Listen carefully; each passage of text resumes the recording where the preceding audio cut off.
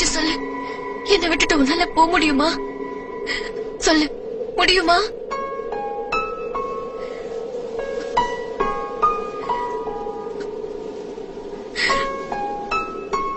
முடியாதுல்ல? எனக்கும் அப்படிதான். எனக்கு வெக்கமா இருக்கு.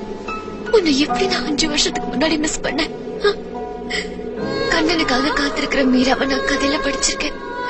ஆனா எனக்காக காத்திருக்கிற கண்ணனை இப்ப நான் முதல்ல பாக்குறேன். எனக்கு நீ வேணும். உனக்காக நான் எல்லாத்தையும் விட்டுட்டு வந்துட்டேன் சத்யா.